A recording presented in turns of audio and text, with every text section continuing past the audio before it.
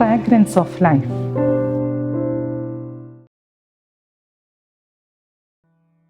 നിനക്ക് ചെയ്യാൻ കഴിവുള്ള നന്മ അത് ലഭിക്കാൻ അവകാശമുള്ളവർക്ക് നിഷേധിക്കരുത്. ഇത് സുഭാഷിത വചനം. ഏതാനും വർഷങ്ങൾക്ക് മുൻപ് കാലിഫോർണിയക്കാരനായ റെജിനാൾഡ് ഗ്രീനിന്റെ കുടുംബത്തിന് സംഭവിച്ച ഒരു കഥ വായിച്ചതോർക്കുകയാണ്. ഇറ്റലിയിൽ അവധിക്കാലം ചെലവഴിക്കാൻ എത്തിയതാണ് റെജിനാൾഡും ഭാര്യ മാർഗരറ്റും 2 കുഞ്ഞുങ്ങളും. വളരെ സന്തോഷത്തോടെ ഒരു കാർ വാടകയ്ക്കെടുത്ത് അവരുടെ യാത്ര ആരംഭിച്ചു. തെക്കേ ഇറ്റലിയിലെ വിജനമായ തെരുവോരങ്ങളിലൂടെയായിരുന്നു അന്നത്തെ യാത്ര. രാത്രി 11 മണി പിന്നിട്ടു. എത്രയും പെട്ടെന്ന് അടുത്ത പട്ടണത്തിലെത്തി വിശ്രമിക്കണമെന്ന ആഗ്രഹത്തോടെ വളരെ സ്പീഡിലാണ് വണ്ടി ഓടിക്കൊണ്ടിരുന്നത്. പെട്ടെന്നാണ് സൈഡ് മിററിലൂടെ റെജിനാൾഡ് മനസ്സിലാക്കിയത് തങ്ങളുടെ വാഹനത്തെ ആരോ പിന്തുടരുന്നുണ്ടെന്നുള്ളത്. നോക്കിയപ്പോൾ മനസ്സിലായി നിറത്തോക്കുകളുമായി അക്രമികളുടെ സംഘമാണ് പുറകിലുള്ളതെന്ന്. തുടർന്നുള്ള ഓട്ടം ജീവന് വേണ്ടിയുള്ള മരണപ്പാച്ചിലായിരുന്നു. തുരുതുര വാഹനത്തിന് നേരെ വെടിയുതിർത്തു. കാറിന്റെ പിന്നിലെ ചില്ലുകൾ വലിയ ശബ്ദത്തോടെ ഉടഞ്ഞു വീണു.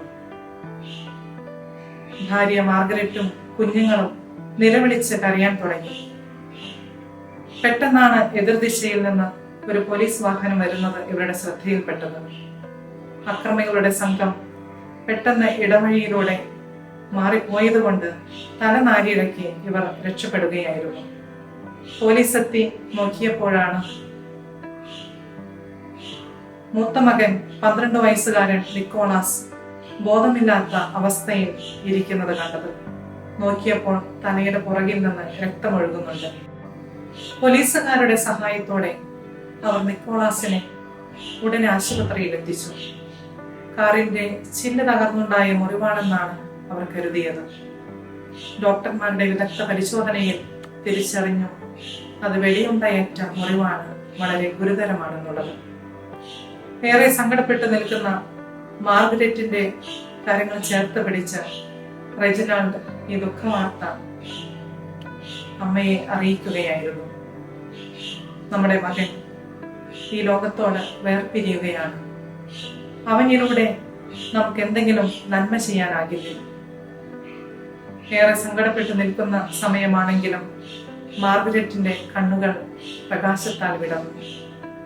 മൗനം എന്നോണം സമ്മതം മൂടി. ഉടനെ അതിനുള്ള നടപടികൾ ആരംഭിച്ചു. നിക്കോളാസിന്റെ അവയവങ്ങൾ ദാനം ചെയ്യുക.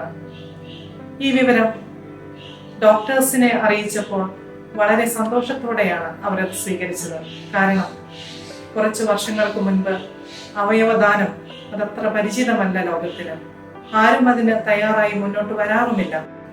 അങ്ങനെ നിക്കോളാസിലൂടെ 7 പേർക്ക് ജീവിതത്തിലേക്ക് തിരിച്ചു വരാനായി.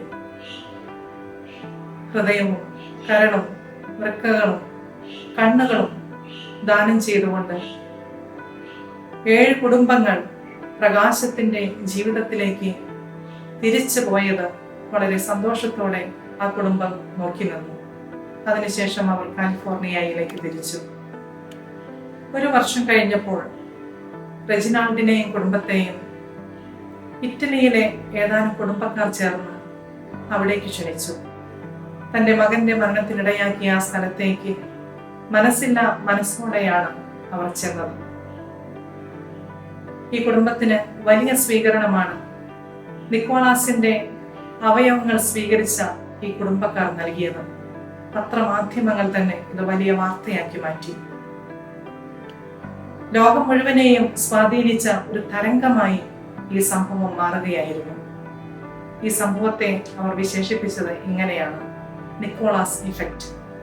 അതിനുശേഷമാണ് ഒത്തിരി പേർ അവയവദാന രംഗത്തേക്ക് കടന്നു വരാൻ ഇടയാക്കിയത്. ഈ ഒരു നിക്കോളാസ് ഇഫക്റ്റ് സൃഷ്ടിക്കാനായി റെജിനാൾഡിന്റെ കുടുംബത്തെ പ്രേരിപ്പിച്ച ഒരു പ്രധാന ഘടകമുണ്ട്. അതാണ് ജീസസ് ഇഫക്റ്റ് അഥവാ യോഹന്നാൻ 3:16 തിരുവചനം. തന്റെ ഏകജാതനെ നൽകുവാൻ തക്കവിധം ദൈവം ലോകത്തെ അത്രയധികമായി സ്നേഹിച്ചു. ദൈവസ്നേഹത്തിന്റെ ഈ ആഴം രുചിച്ചറിഞ്ഞവർക്ക് നന്മ ചെയ്യാതിരിക്കാൻ സാധിക്കില്ല. അവരെ കുറിച്ച് ചിന്തിക്കാതിരിക്കാൻ കഴിയില്ല. ഒത്തിരി മനുഷ്യരെ നമുക്ക് ചുറ്റും കാണാം.